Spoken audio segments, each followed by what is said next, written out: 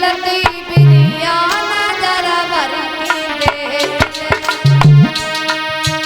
चलती बिरिया नजर भर के देख ले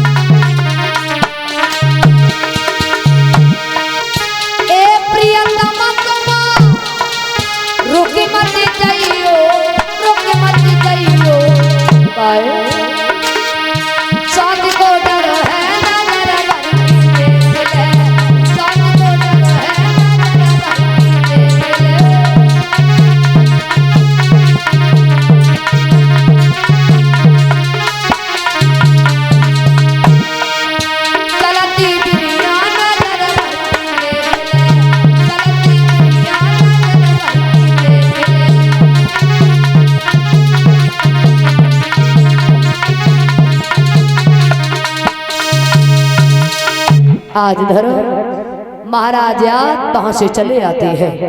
धीरे धीरे बड़ा स्नेह हो गया शर्मिष्ठा से। तो देवयानी के 2 पुत्र हुए हैं, यदु और तुर्वस। शर्मिष्ठा के 3 पुत्र हुए, अनु, पुरु, धुरु। एक दिन महाराज देवयानी के आंगन में भोजन कर रहे थे तो महाराज याति के मुख से निकल गया कि देवयानी तुम्हारे 2 ही पुत्र हैं और घर में इतना शोर करते हैं कि ठीक से भोजन भी नहीं करने देते। और शर्मिष्ठा के 3 हैं, घर में ये भी नहीं जान पड़ता रहते या नहीं रहते। हाँ? बोले महाराज अब हम समझ गए हैं।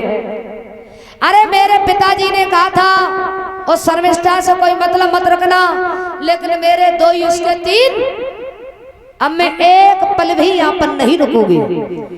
तो जैसे ही देवयानी अपने पिता के घर के लिए चली, याति बोले देवयानी अब जो हुआ वो तो हो ही गया है, अब क्यों जा रही हो?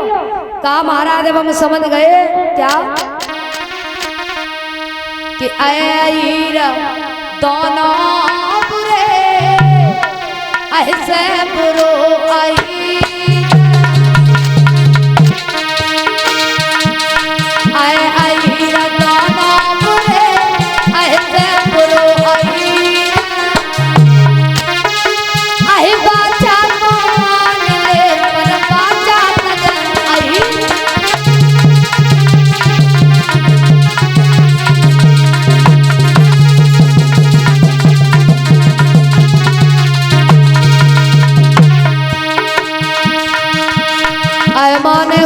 सर्प।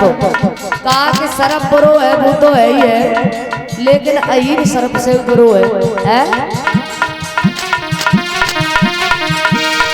अरे अहीर दोनों बुरे ऐसे बुरो अहीर, अही बाचा को मान ले पर बाचा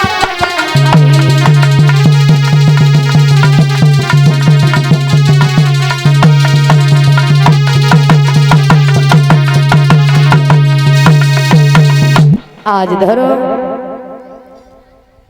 कहा महाराज अब हम यहाँ पर नहीं रुकेंगे। कहा कि कोई बात नहीं, अब जो हुआ वो तो हो ही गया। बोले अब हम नहीं रुकेंगे। देवयानी भाग करके अपने पिता शुक्राचार्य के पास पहुंची है। अपने पिता से जाकर के कहा पिताजी आपने कहा था और शर्मिष्ठा से कोई मतलब मत रखना, लेकिन हमारे 2 ही पुत्र हैं, उसके 3 हैं। सो एकदम से श्राप दे दिया, श्राप दे दिया। जाओ महाराज याद, हम तुम्हें श्राप देते हैं, इसी वक्त तुम बूढ़े हो जाओ। सो महाराज याद बूढ़े हो गए। देवयानी आई तो क्या देखा कि महाराज याती तो बूढ़े बैठे हुए। कहा कि फिर भाग के गई, पिताजी हमने ये थोड़ी कहा था कि उन्हें बूढ़ा बना देना, आपने तो उन्हें बूढ़ा बना दिया है, ये श्राप वापस ले लो। कहा कि बेटी अभी ये श्राप वापस नहीं हो सकता है, इतना जरूर है, अगर महाराज याद अपने यहाँ पर यज्ञ करें, सभी हितू रिश्तेदार नातेदार सभी को बुलवाएं, सभी से कहें अपनी जवानी हमें दे दो, बुढ़ापा ले लो, अदला बदली हो सकती है और कुछ नहीं हो सकता है। तो महाराज याती ने सभी से कहा कोई अपनी जवानी हमें दे दो, बुढ़ापा ले लो।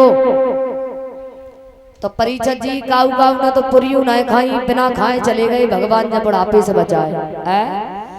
क्योंकि बुढ़ापे में इंद्रियां जो होती हैं वो कार्य करना बंद कर देती है। पहलो सुख निरोगी काया, दूजे सुखोई घर में माया, तीजे सुख सुलक्षण नारी, चौथे सुख आज्ञाकारी, पंचम सुख नगर में बासा, और छठवां सुख कंचन के रासा। प्रथम सुख बताया गया है नरी शरीर स्वस्थ हो, जिसके शरीर में कोई बीमारी नहीं होती है, कोई विकार नहीं होता, वो दुनिया में सबसे बड़ा सुखी होता है। सभी से कहा, यदु से भी कहा, यदु ने भी मना कर दिया। पुरु से कहा तो पुरु ने 100 वर्षों के लिए जवानी दी है, बुढ़ापा लिया। 100 वर्ष महाराज याद ने अपने पास में जवानी रखी है। उसके बाद पुनः पुरु को जवानी लौटाई, बुढ़ापा वापस लिया है, और देवयानी को लेकर के चले जाते हैं भगवान का भजन करने के लिए। क्योंकि कल कल करती कली गई, तोले बीत गओ सब काल, अरे कल आई ना कल पड़ी, तोले गए काल के गाल। विचार किया ऐसे ही कल कल करते रहेंगे तो भगवान का भजन नहीं हो पाएगा, चले जाते हैं। तो देवयानी के जो ज्येष्ठ पुत्र थे यदु, इन्हीं यदु से यादव वंश चला। यदु के 55वीं पीढ़ी पर भगवान कन्हैया का अवतार हुआ है। बोलिए रास बिहारी भगवान की। आइए सभी लोग तालियों के साथ में भगवान का भजन, आगे बड़ी सुंदर भगवान की कथा है, श्रवण करें।